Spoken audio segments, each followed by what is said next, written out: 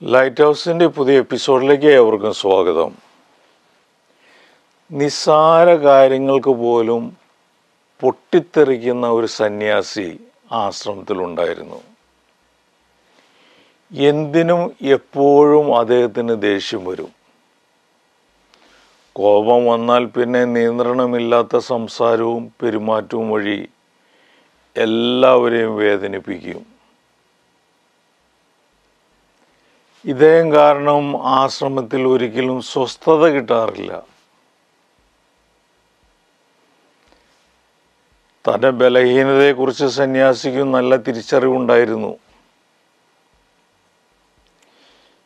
ഈ മുൻകോപം ഒന്ന് മാറിക്കിട്ടാനായി അദ്ദേഹവും ആഗ്രഹിച്ചു.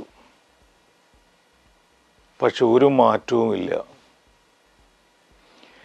താൻ മൂലം ആശ്രമത്തിലുള്ളവരെല്ലാം വേദനിക്കുന്നു എന്നതോർത്ത് അദ്ദേഹത്തിന് ഉള്ളിൽ ലജ്ജയും ദുഃഖവും തോന്നി.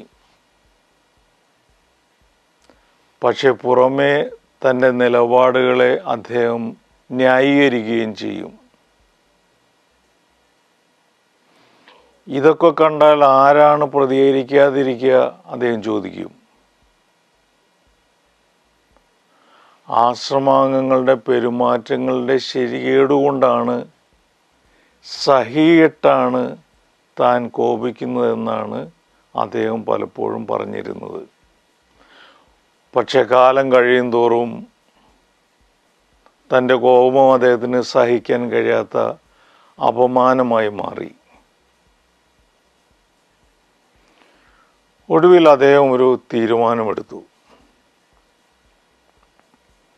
ആശ്രമം വിട്ടുപോവുക. ഏതെങ്കിലും വനത്തിൽ ഒറ്റയ്ക്ക് താമസിക്കുക. അപ്പോൾ പിന്നെ ആരോടും കോപിക്കേണ്ടി വരികയില്ലല്ലോ.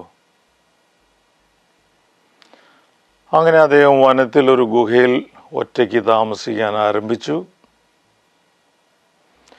ഒരു ദിവസം ഒരു കലവുമായി അടുത്തുള്ള ഉറവയിൽ നിന്നും വെള്ളം ശേഖരിക്കാൻ അദ്ദേഹം പോയി.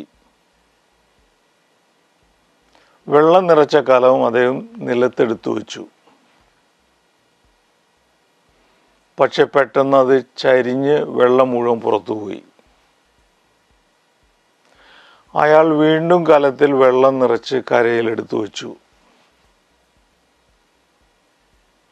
അപ്രാവശ്യവും കൈവിട്ടതേ കലം ചെരിഞ്ഞ് വെള്ളം പുറത്തേക്ക് ഒഴുകി.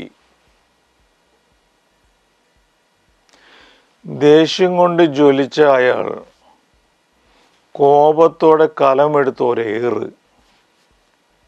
അത് തകർന്ന് ചിതറിപ്പോയി. ദേഷ്യം കെട്ടടങ്ങിയപ്പോഴാണ് അയാൾക്ക് ബോധോദയം ഉണ്ടായത്. ഇനി എങ്ങനെ വെള്ളം കൊണ്ടുപോകും? വേറൊരു പാത്രവും കൈവശമില്ല.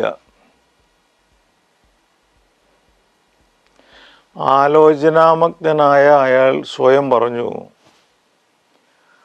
ആശ്രമം മാറിയാലും കൂട്ടുകാരെ മാറിയാലും ഉള്ളിലെ കോപത്തെ കീഴടക്കുന്നില്ലെങ്കിൽ കാര്യമൊന്നുമില്ല.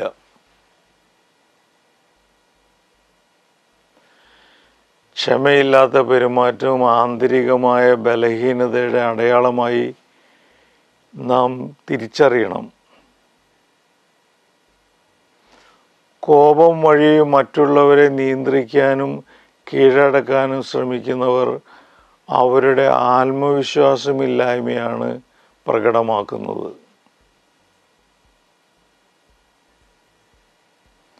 കോപശീലത്തിൽ നിന്നും രക്ഷപ്പെടാനുള്ള ആദ്യത്തെ പടി ഒരിക്കലും നമ്മുടെ ആവേശത്തെ ന്യായീകരിക്കരുതെന്നതാണ്. മറ്റുള്ളവരെ മുറിപ്പെടുത്തുന്ന നമ്മുടെ കോപപ്രകടനങ്ങളെ ന്യായീകരിക്കുന്നിടത്തോളം കാലം നാം അതിൻ്റെ പേരിൽ ആധിപത്യം നേടുകയില്ല. തെറ്റിപ്പോയി, ക്ഷമിക്കണം എന്ന് മറ്റുള്ളവരോട് പറയാനുള്ള എളിമയാണ് രക്ഷപ്പെടുന്നതിന് വേണ്ട അടിസ്ഥാന നിബന്ധന. രണ്ടാമതായി നാം ചെയ്യേണ്ടത് ആത്മപരിശോധനയാണ്.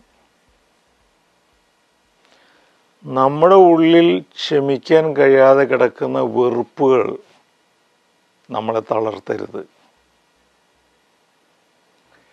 നമ്മുടെ ജീവിത സാഹചര്യങ്ങളെയും ജോലിയെയും നമ്മെ തന്നെയും അംഗീകരിക്കാനും സ്നേഹിക്കാനും നമുക്ക് കഴിയണം. ഈ മേഖലയിൽ എന്തെങ്കിലും പ്രശ്നമുണ്ടെങ്കിൽ